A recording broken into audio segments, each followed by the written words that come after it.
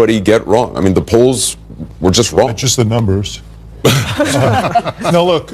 You look at the exit polls, whether they got the top line numbers right or not.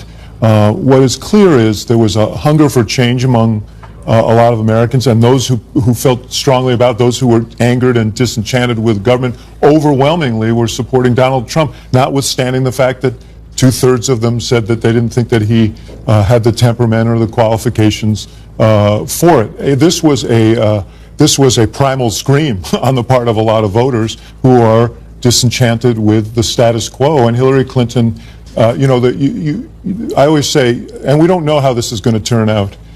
So I'm not trying to impute things here that I don't want to, but my operative phrase as a consultant was, you're never as smart as you look when you win, and you're never as dumb as you look when you lose.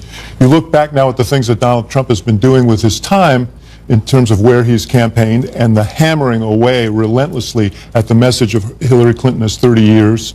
And it has found an audience, and that's what's made this race close. And you look at these rural areas, in all these states, in county after county, he is outperforming Mitt Romney dramatically, and she's underperforming President Obama dramatically. And I mean, in every interview with Kellyanne Conway, she talked about sort of hidden Trump voters. Right. A lot of Trump supporters were saying that. It seems like they were right all along. That tonight, I've been talking to somebody who works on the Trump campaign, who's involved with their digital operation and their polling. And they say that in some places in rural America that they have 10% more turnout than they originally thought.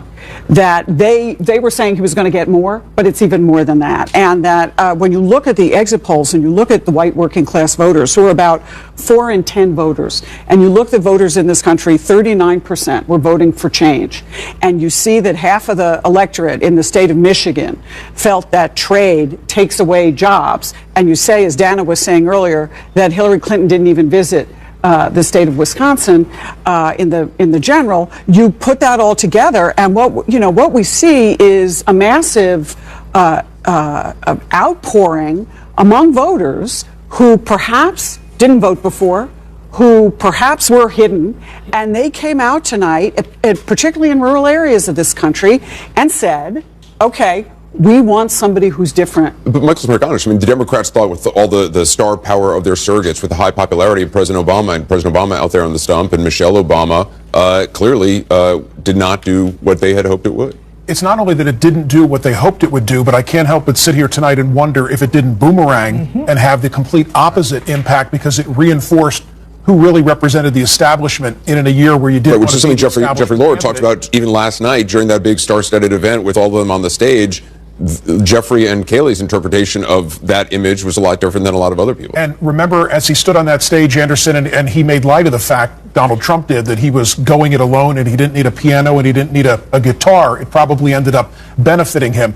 My one observation, having watched the night unfold thus far, with a big chapter still to go, is that it's very little about party tonight. It's much more about class. It's much more about income. It's much more about what separates us beyond our party affiliation. I think David's onto something when he talks about the rural versus urban and suburban divide. Well, it also seemed like the Democrats were counting on, they had the unions, but it seems like maybe they had a lot of union leaders, but a lot of rank and file were going for Donald Trump. And those, union folks, even, in states like Michigan, and we don't know what's going to happen there, a lot of those folks, those were Bernie Sanders supporters, and it looks like maybe those supporters went with Trump, and that the Clinton folks were maybe over-relying on getting the band back together again, the Obama coalition. And even though they did see some surges in states like Florida, I mean, Florida was up in terms of the Latino vote, it was up in terms of the black vote too, but it just wasn't enough for her to win that state. And here's something interesting to me in these exit polls, and we'll be looking at them for a long time, I believe, but when voters were asked whether Donald Trump has the temperament to be president, it seems to me the Hillary Clinton message got through. 63% say he doesn't have the temperament. 61% say he is not qualified to be president. 52% say she is qualified. And yet we see in state after state here, voters coming out and voting for change. And I think that was a real Right, motivator. if change was what you wanted as a voter, I mean, it's clearly they were going for Donald Trump. And that trumped everything. He was a very, very bright, incisive vehicle for their frustrations about the status quo. And, our friends over here have been talking about this for some time, and you can see the manifestation of it. We don't know how the story ends.